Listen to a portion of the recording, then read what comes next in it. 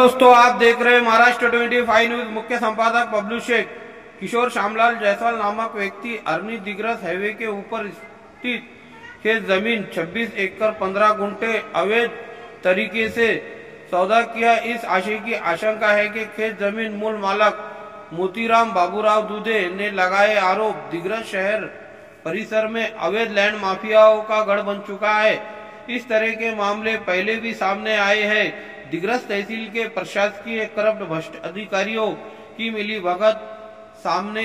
खरीदी लिखकर देने वाले लोग विमला राजकिशन जायसवाल, खरीदी लिखकर लेने वाले लोग सकाराम रूपलाल राठौड़, सचिन लक्ष्मणराव बनगिनवार, अशोक विश्वनाथ नीलावार।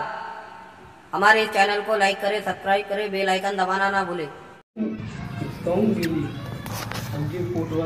अजान आराम झाली यांनी विकली, या लोकांना बी फसवलं आणि आम्हाला बी फसवलं।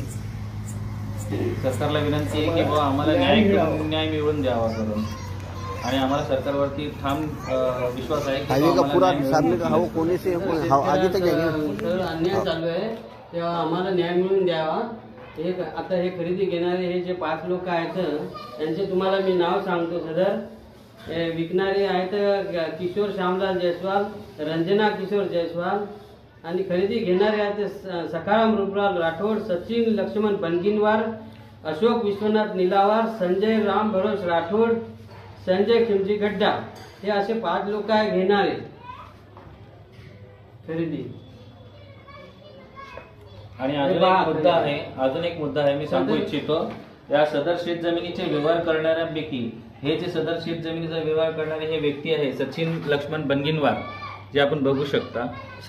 सचिन लक्ष्मण बनगिनवार हे पुसदचे एक प्रकारे नावाजलेले माफिया आहेत, लँड माफिया म्हणून, ठीक आहे।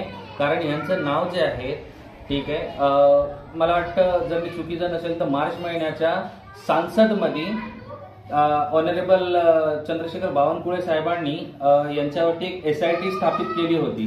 यांनी दिग्रस या तालुक्यामध्ये, ठीक आहे, त्यांनी जवळजवळ 90 लेआउट बोगस पद्धतीने बनवलेले कागदपत्र त्यांनी ते विकत घेतले।